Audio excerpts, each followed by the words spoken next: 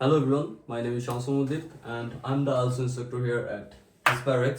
So, এখন আমাদের এই নেক্সট টপিক সেটা হলো টেবিলের মধ্যে আপনি মাঝে মাঝে দেখবেন ফিল ইন দ্য ব্ল্যাঙ্কস টাইপের থাকে, ঠিক আছে?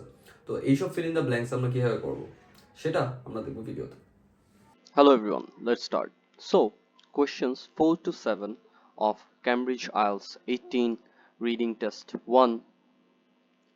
এই কোশ্চেনটা হলো complete the table below. It's also kind of like fill in the blanks.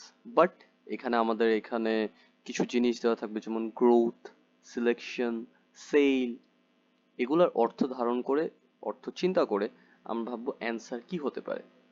আমরা আবার কোশ্চেনে যদি যাই চুজ ওয়ান ওয়ার্ড অনলি, আমরা এখানে একটি শব্দের বেশি ব্যবহার করতে পারবো না, কোনো নাম্বার না কিছু না, শুধু বলে দিছে একটা শব্দ ব্যবহার করতে পারবো।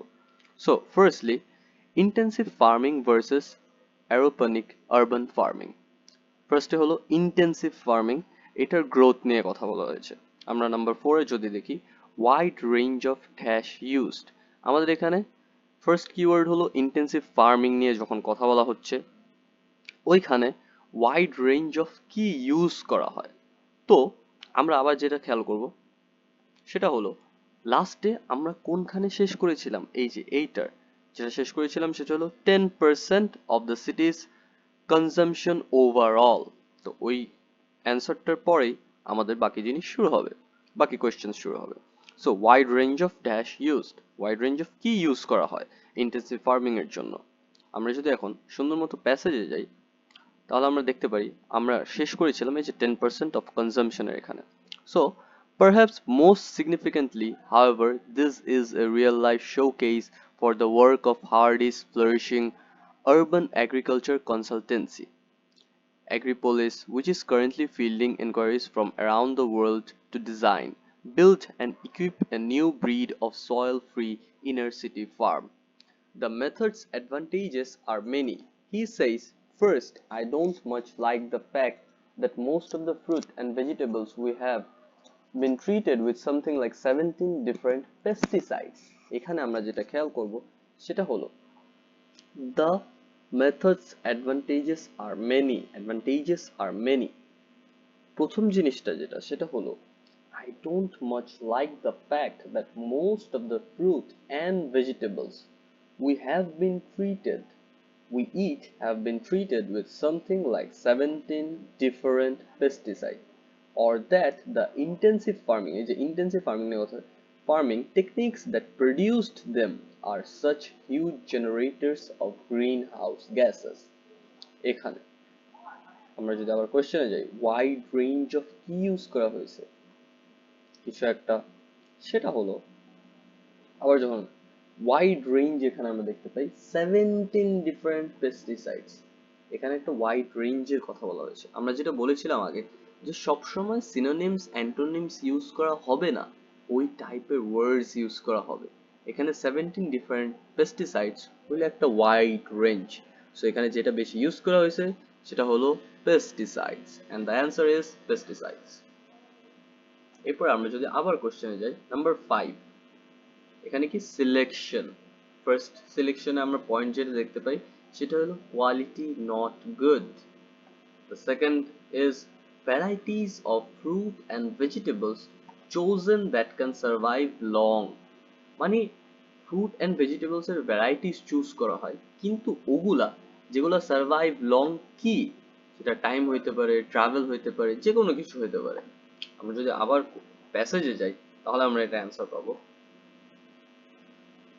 আমরা এই পর্যন্ত পড়েছি যে গ্যাসেস পর্যন্ত। I don't much like the fact either that they have traveled an average of 2000 refrigerated kilometers to my plate, that their quality is so poor। এখানে কি বলা হচ্ছে কোয়ালিটি পুয়ার, আমরা কিন্তু এই সেম জিনিস এখানে পেয়েছিলাম কোয়ালিটি নট গুড।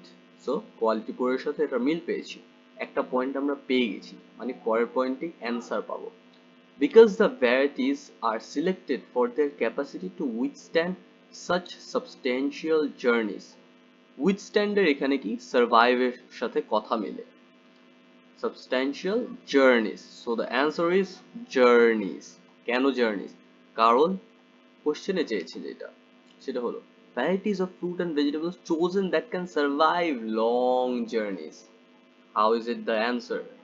এই যে এখানে আমরা যদি আবার পড়ি, their quality is so poor, first point মিলে গেল, because the varieties মানে food and vegetables are selected for their capacity to withstand such substantial journeys. Survive করতে পারবে মানে withstand করতে পারবে, মানে সহ্য করতে পারবে যদি আমরা সহজ বাংলা ভাষায় বলি। Or that 80% of the price I pay goes to wholesalers and transport companies, not the producers. এটা আর কি।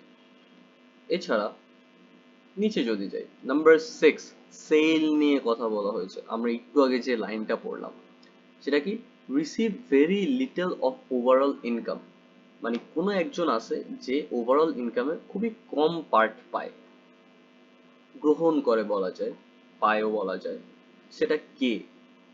80% of the price I pay, আমরা যতটুকু কিনি, যেই দামটা আমরা দিই, তার মধ্যে 80% যায় হলো হোলসেলারদের কাছে, না হলে ট্রান্সপোর্ট কোম্পানিজের কাছে, অ্যান্ড ট্রান্সপোর্ট কোম্পানিজের কাছে, নট দ্য প্রডিউসার্স, মানে যারা উৎপাদনকারী তাদের কাছে সবচেয়ে কম টাকা যায়।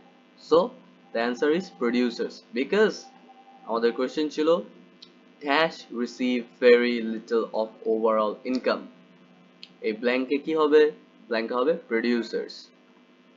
দেন নাম্বার 7, আমাদের এগুলা কষ্ট করে এক্সট্রা পড়ার কোনো প্রয়োজন নেই, কারণ এখানে আমাদের কোনো কোয়েশ্চেন্স নাই, বাট এই জায়গাটা পড়বো aeroponic urban farming. Produce chosen because of its dash, কেন এই যে সিলেকশন কেন করা হয়েছে আমরা আবার পড়বো, তাহলে আমরা অ্যান্সার পেয়ে যাব। এখন produce grown using this soil-free method, on the other hand, which relies solely on a small quantity of water enriched with organic nutrients pumped around a closed circuit of pipes, tower and trays, is produced up here and sold locally, just down there. It barely travels at all. আমরা এখানে কোনো কিছুই পাইনি, মিল পাইনি সিলেকশনের সাথে। Hardly says you can select crop varieties, এই যে selection already পেয়ে গেছি, select crop varieties for their flavour, মানে সিলেকশন কেন হয়েছে? ফ্লেভারের জন্য, not their resistance to the transport and storage chain. So আমরা যদি আবার কোয়েশ্চেনে যাই, produce chosen because of its flavour, কেন চুজ করা হয়েছে? Only because of its flavour. So the answer to question number 7 is flavours, and that's it আমাদের one word only টেবিলের জন্য।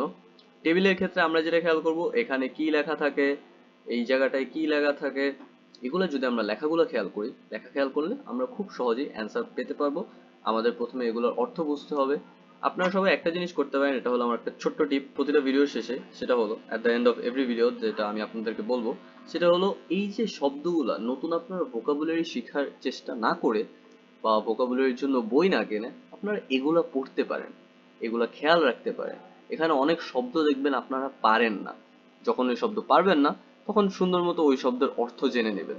এরকম যদি আপনারা প্র্যাকটিস করেন, প্র্যাকটিসের সাথে সাথে আপনাদের নতুন শব্দ এমনিই খেয়াল রাখা হবে। আর চেষ্টা করবেন লিখে রাখার, তাহলে আপনাদের খেয়াল রাখতে আরো সুবিধা হবে। ধন্যবাদ।